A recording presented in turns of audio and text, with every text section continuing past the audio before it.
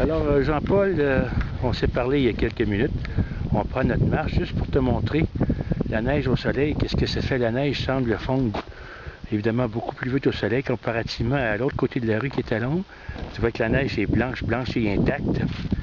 Alors ça fait vraiment une différence le soleil. Quand je t'expliquais que le jour c'est très agréable, il peut faire 0, 4 ou 5 et la nuit quand la nuit tombe, la température descend jusqu'à, ça peut aller à moins 5, moins 10. Donc c'est pour ça que tu vois une grosse différence de la neige. Oh, c'est Nicole!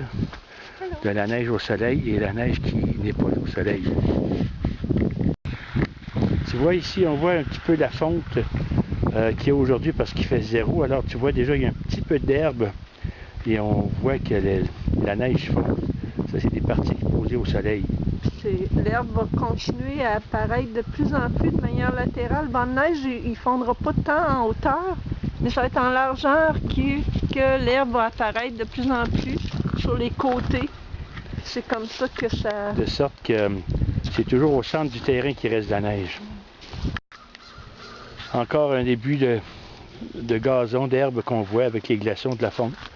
Typiquement printanier ici, même si c'est encore l'hiver. Alors tu vois que... Alors ça c'est des signes printaniers.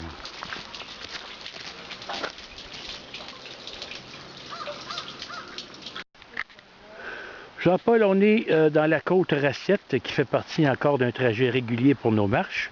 Et tu vois ici le fleuve Saint-Laurent, le fameux et majestueux fleuve Saint-Laurent avec ses glaces que tu vois au centre de la vidéo présentement. Alors ici c'est une partie un peu plus large du fleuve. Et évidemment le fleuve va jusqu'à Montréal. Ici, là, on est dans la direction, si je vois par là, le fleuve s'en va vers le centre de Québec, où sont les ponts et les traversiers, et ainsi de suite. Ici, on est encore dans la côte Racette et on voit une autre vue. Alors, au centre, tu vois, juste derrière les arbres, là, le fleuve Saint-Laurent encore. C'est très, très beau ici. C'est beau l'hiver comme l'été. Alors, je fais un petit pan.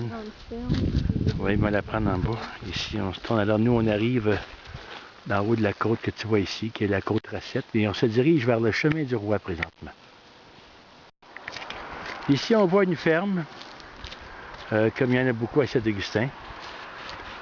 Je ne sais pas le nom, je ne sais pas ce qu'ils font, mais c'est une ferme qui est active. Et là, on arrive au chemin du Roi. Tu vois Nicole qui est devant. Alors, on arrive en bas de la côte. Ici, tu vois, le chemin du Roi, Jean-Paul, c'est le chemin qu'a emprunté Charles de Gaulle quand il est venu à Québec en 1977. C'était l'année de l'Expo universelle à Montréal. Et le chemin du Roi est un chemin célèbre qui est emprunté par les nobles à l'époque. Et puis ça, c'est... le chemin pour se rendre de Québec à Montréal. Il n'y avait pas d'autre manière de se rendre à Trois-Rivières et à Montréal que le chemin du Roi. Alors c'est un chemin très célèbre ici, qui est très long. C'est une petite route qui est empruntée juste par les promeneurs maintenant. Et puis ici on voit la côte Racette qu'on vient de descendre à pied. Alors voici quelques maisons typiques d'une rue à Saint-Augustin. Tu vois que les architectures varient beaucoup. C'est plus froid là.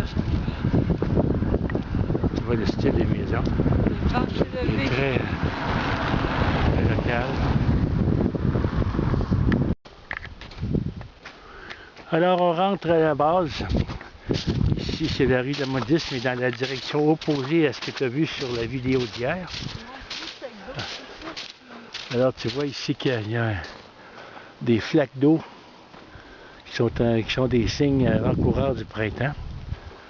Malgré que là la température commence déjà à baisser. Alors on a pris une marche et le vent s'est levé. Alors évidemment ça va descendre en dessous de 0. Donc ça va arrêter de fondre.